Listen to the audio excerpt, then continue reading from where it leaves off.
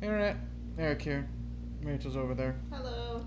It's been a while since we've done, or I've had any new video on my channel because we've been in the process of moving and blah blah blah. And then we decided for probably the first new video we've done in a long time, we talk about the hell that was going through with our house situation.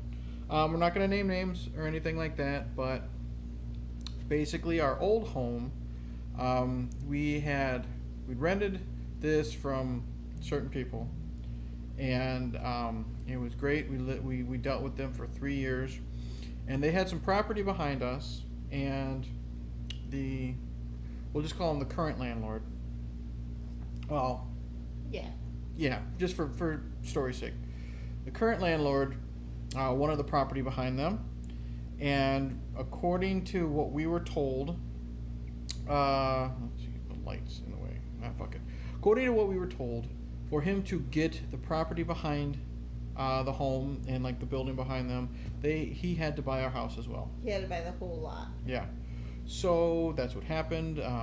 Sad to say, the initial landlords had to sell the home, and we had to deal with it. Don't think they wanted to. No, they didn't want to begin with because when we told them what was going on, they seemed pretty pissed. They were awesome people, and they took care of the place, and Yeah, they were kind. They would check in on our daughter anytime they were in the area mowing along. How's the little one doing? And things like that. And they were good people. yeah. And this new guy bought it sight unseen.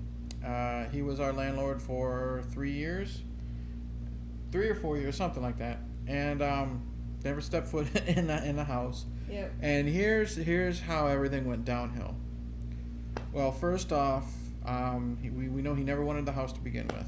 He only bought it because it came with the property. But he did, by law, have to keep the same lease agreement that we had with the previous. Yeah. Oh, so for that first, year and a half? First year, nothing changed. Right.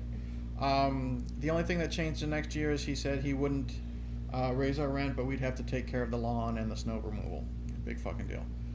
But then it really started to go downhill because one day there was a huge heat wave, and of course that's when the air conditioner in the wall takes a shit and it doesn't work, and we try to get a hold of him and we find out that he's out of the country. So we had to go and buy our own. When we finally got a hold of the guy, we'd already bought a new one, and first off, no, we told him that it was broken, Mm-hmm. and the place where he worked was literally like a 5-minute walk from behind the house, and he said, I'll be down on Thursday to come check it out. Never showed up on Thursday. Said, oh, okay, something happened, I'll be down to check it out on Friday.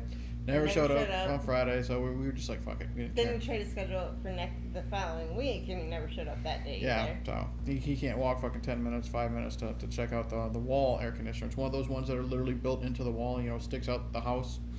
So we went in and bought our own. So that shows how shitty of a guy he was.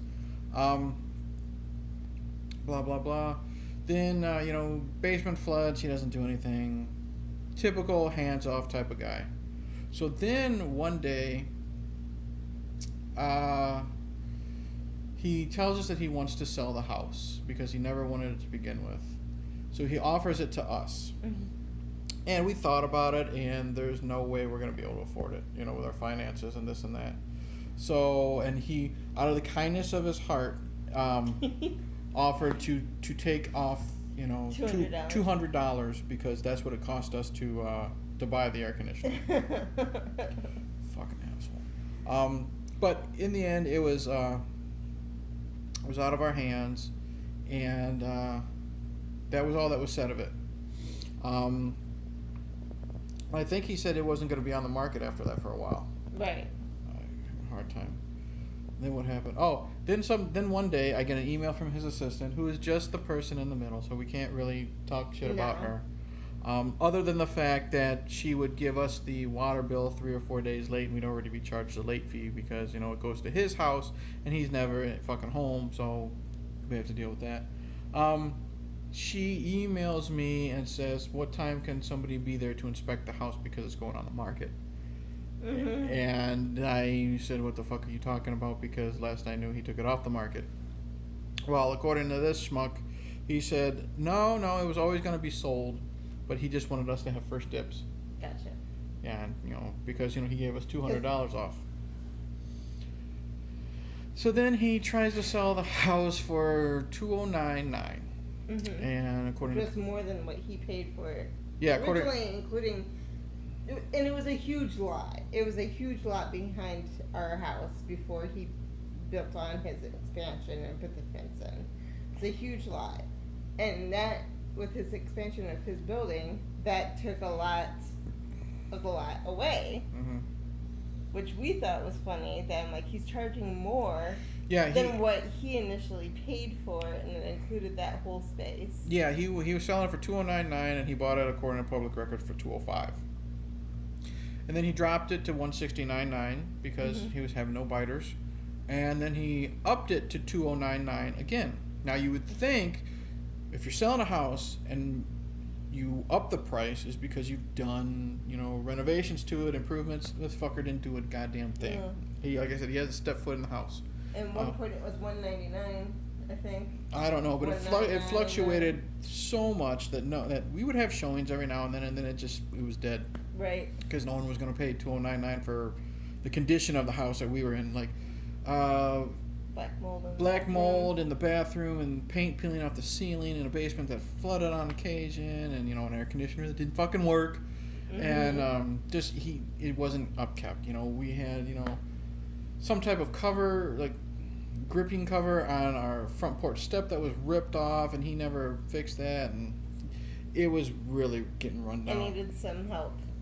Needed a lot of help. It needed more than just some help. Cracks in the foundation. Yeah, cracks in the foundation. It would have been a money pit. So, anyways, he took it off the market because no one was biting. We asked him. We were like, and another thing is he wouldn't give us a contract to sign after a while. Right. After our first lease with him is up. After our first lease with him was up, he says, well, I can't give you a contract because, then you have to abide by it if someone wants to buy the house. But we'll do a 3-month type thing. Yeah, he's like, well, can you give us something for 6 months? He's like, no, I'll give you 3 months. I'm like, fine.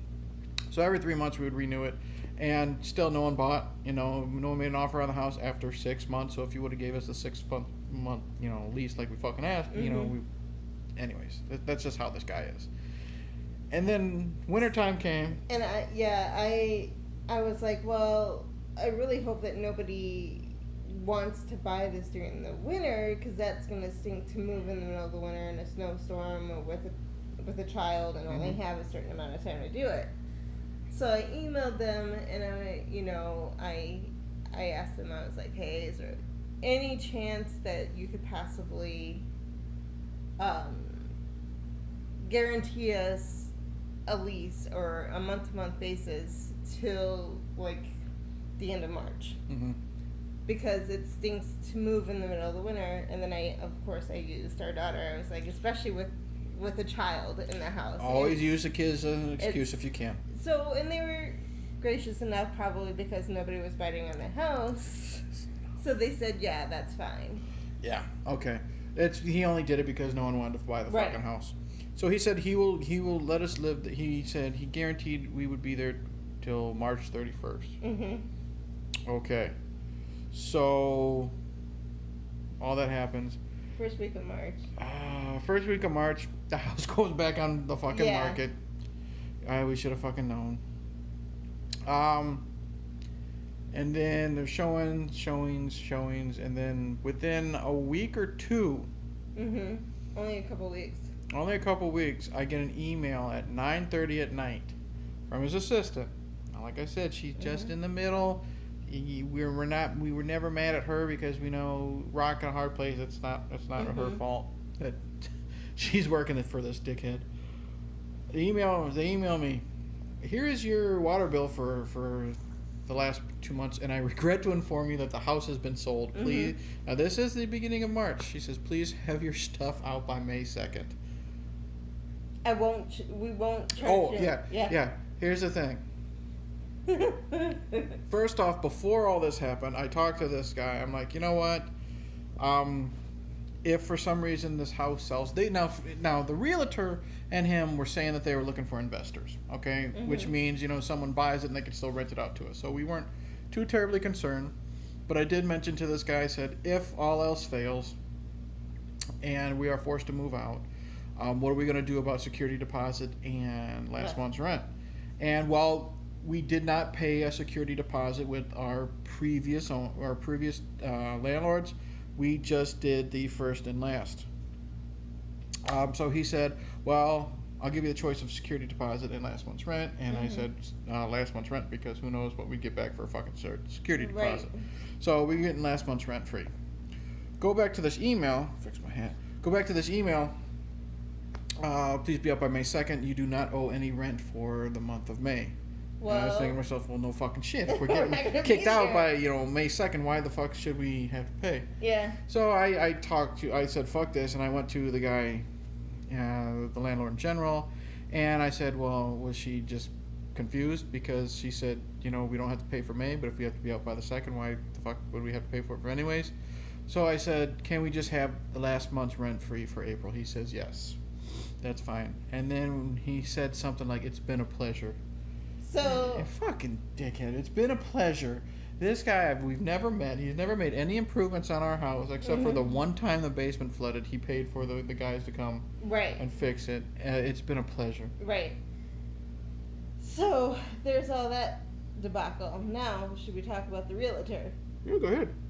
So when I first met the realtor... Don't say their name. No, I won't say the name.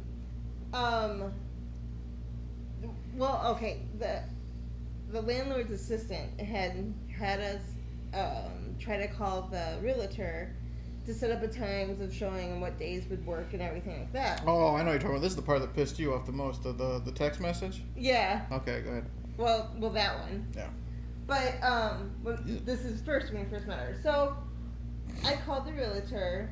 I left a message, and then I got an email saying, like, haven't you called the realtor yet? They haven't gotten your message. And I was like, well, I actually did call her. Nobody answered. And they said, interesting. So they told her, and then I get a phone call from the realtor, and she, I'll say that much, was not very personable over the phone. Like, she was like, she goes, I got a message here saying that you tried to call me and set up a time, but I don't have any messages from you. Like real snooty. Real snooty, and almost accusing me of lying. And I'm like, well, I called this number, and she goes, oh, well, that's why. That's my office number. And I'm like, how am I supposed to know? I've never met you. Stupid. So that was the first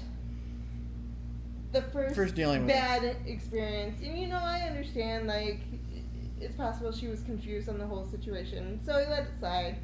But first impressions usually go pretty far with me. Anyway, so there was that. So we scheduled a time for her to come and see the house. And when she was at our house, she seemed very fine. She goes, we want to work with you guys. We're really looking for an investor so you guys can stay here. She goes, this is your house, so we'll work around your schedule of things. So we were like, oh, okay, she gets it, she understands, blah, blah, blah, blah, blah. Apparently she does not understand. Yeah, she's fucking retarded. Now, bear in mind, we lived in the bottom part of a house. There are people living upstairs. Right. And what she would do is, they had to give us 24-hour notice for showings, and 90% of the time she did. I'll give her credit. 90% of the times when she contacted us, she would give us 24-hour notice. Whether she got 24-hour notice from the people upstairs, don't know, don't care. I love the people upstairs, but that wasn't wasn't our responsibility. So cut to the chase. She's the house is back on the market, come March or whatever, and she's texting us, and then she sends us a text message because 90% of the time we say it's okay. People upstairs say no, or vice versa, or whatever. So and she we said gave her a written. We told her the days that we were available. Yes, we told her the days we were available, and of course, half the time she wouldn't do that, but whatever. And then she sent us a text message. She says it's just so frustrating. Like, she was complaining to us that it's frustrating that. She had first asked us if she could show the place on a day where we had already told her that we can't do that day. Because I watch She my niece babysits. and my nephew, during the week, and she wanted to come on a Friday when I had them. Mm-hmm. And we told her, I was like, well, no, unfortunately, I'm babysitting that day. I was like, that's why I gave you that were available Mondays, Wednesdays, any of the evenings during the week and weekends. Yeah, after 6. To which she replies, well, it's just really frustrating trying to do a showing with two conflicting Schedules. schedules. Yeah, well, bitch, it's confusing. It's I was like, frustrating. it's frustrating for you? We don't know if we're gonna live here or not anymore. Right. So yes, please continue telling me how frustrated you are. Yes, we're so sorry that our situation is making it frustrating for you to sell a fucking house. Right. So all that happens. Okay, that's the realtor. Now, house gets sold. Blah blah blah. There's nothing we can do. Got to be out by. He gave us roughly 45 days. Whatever. We find this place. Everything goes good. We're now in a really, really, really good place. You forgot about the inspection place. That they bypassed the inspection. Oh, they bypassed the inspection. Who cares? That's not really that Well, important. it is towards the end of the story. But anyway, Okay, go on. we'll get to that. Okay, fine. They bypassed the inspection, according to the landlord. But now we found this place where, we had a month from when we signed the lease for this place to when we had to be out, so gradually moving stuff over, and we picked a date where we're going to do the big move. So, let's see here. Thursday before the big move. We already. Yeah. We already decided that the people upstairs they bought the washer and dryer from us. They're taking it with. So we did one last load of laundry. So the Thursday before we did the big move, which the big move would have been on Saturday, it starts raining, and the basement just starts fucking flooding. We're going downstairs. So we are. Bring things up. We're like, okay, let's get everything out of the fucking basement. We grab the kids. We grab the kids. It's flooding. Let's go swimming. Yeah. We grab the clothes out of the washer. We're hanging the fucking clothes in the bathroom. We're getting everything out of the basement that we wanted to.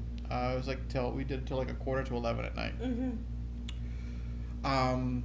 And then I'm like, I'm not gonna shower in the morning because it's flooded and I don't know how that's gonna do it. Yeah. So I go to work being nasty. Because we don't know where the water's coming from. Exactly. We don't know if it's coming from the outside, if it was from the washer. Hey, I did my best. I put on my deodorant and I went to work. I went down before work and it did drain out.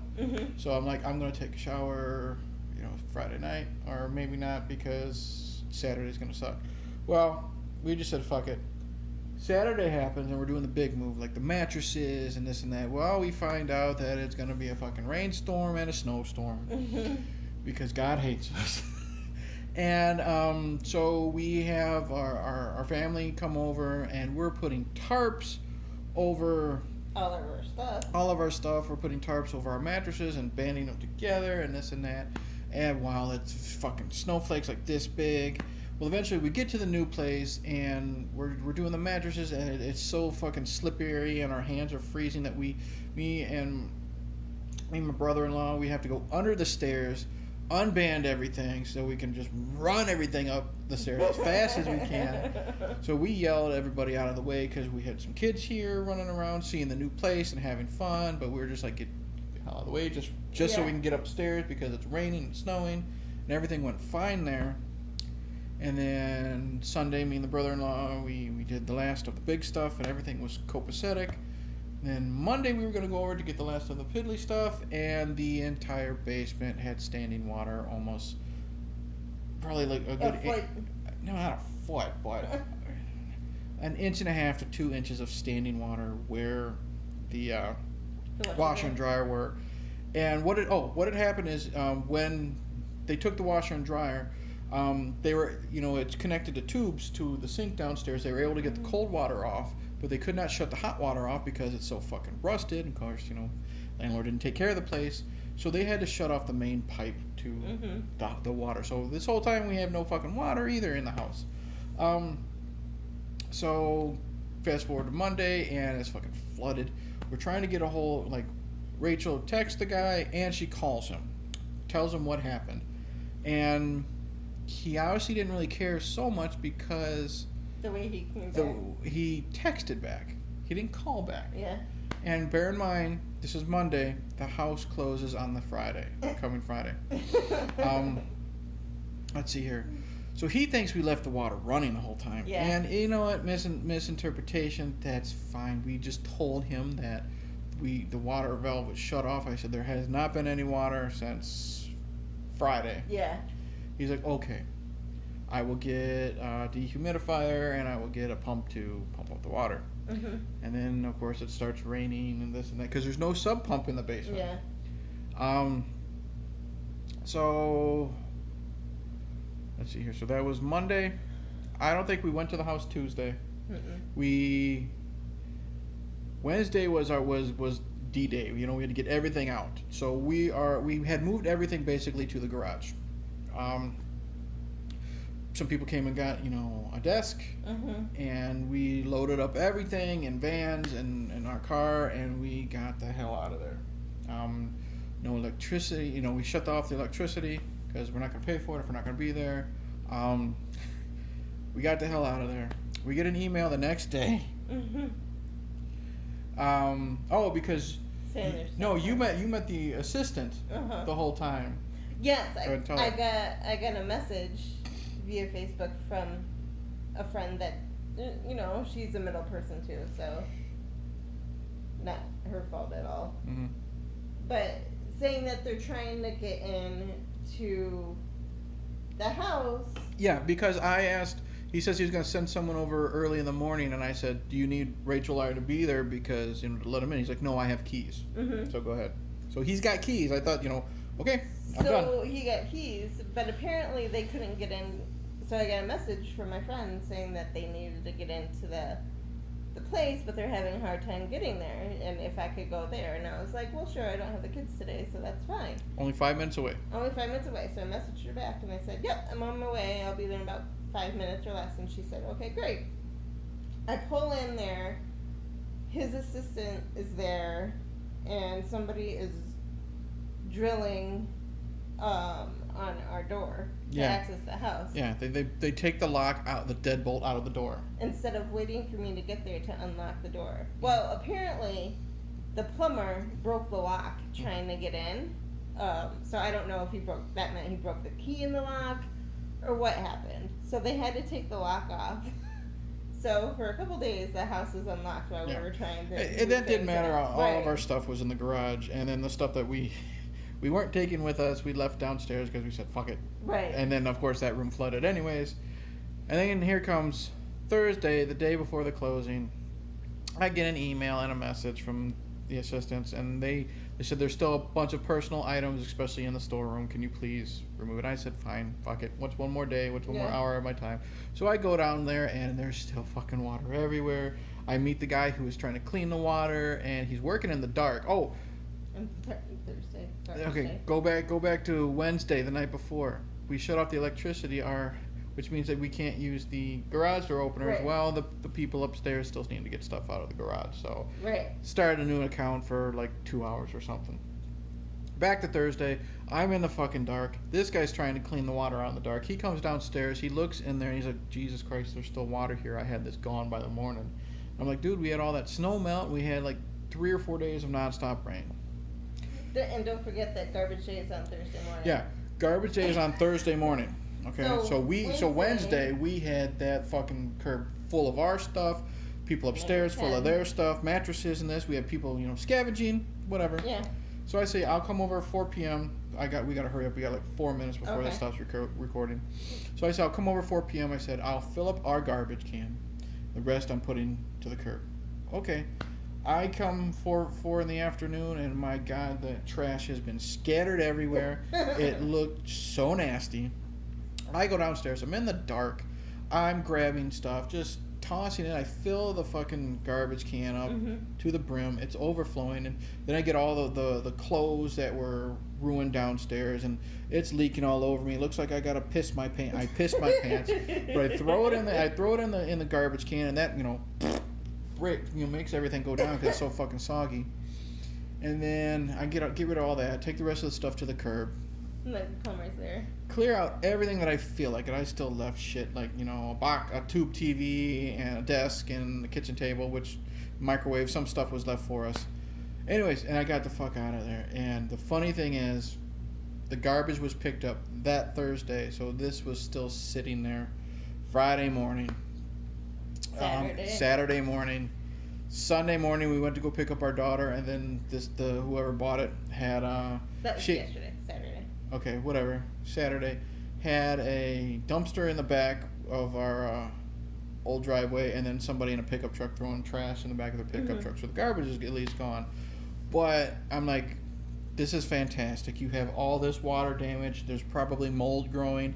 And your dumbass decided, if you're kicking somebody out the second, to have the showing and the closing the day after. What retard does that? The realtor. Exactly. Because the realtor bought the house, lied to us, telling us that they were looking for an investor, that they, really hoped that they could work for us and work with us, and, this was our home, and blah, blah, blah, blah, blah. But they ended up buying the house. They're going to flip it. And are going to flip it. So, feasibly, all of our stuff could have stayed in there. Because they're just going to trash the whole house. I did more than I should have, but I said I don't care. Right. Then. About 2 minutes left. Okay. So where was I going with my thought? Realtor. So the realtor then apparently she's bought the house, was gonna flip it, blah blah blah blah blah. Yesterday, I go on Zillow just to check it out to see if it shows me like who bought it, blah blah blah blah blah, just to confirm that it was in fact her. Well, they relisted it on Zillow for rent now for $2,000 a month, and the person who supposedly bought it didn't disclose how much they paid for it on and Zillow. The funny thing is, they're renting it out. It's available to rent right now, according to Zillow, for $2,000 a month. Our rent plus the people upstairs combined was maybe tops $1,400. That's not counting the mold down there, the pipes that need to be refixed, probably torn out, all the damage in the basement, all the water damage, the electricity is shit. The cracks in the foundation, the air conditioners, everything. The list just goes on everything. And on. But besides all that, I did love the house. It was home. It was a nice house. It wasn't perfect, but I loved the house just the same. Yeah, and I was very sad to move. Yeah, but we're gonna wrap this up because I only have like a minute left to record. But shit, it was a great house. It was a shit situation, but we felt like, that's where we've been for like the past basically a year dealing with this. But month and a half. That's why I've been uploading old videos with me and Whitey. We're going to be back to doing new stuff. I'll explain that in the next video because we're running out of recording time. But yeah, I'm glad we're in a better place. It sucks that we had to move, but you know what? Fuck that bitch. I hope she doesn't get her $2,000. And yeah. And karma is a bitch. Karma's a bitch, and so is she. Cheers.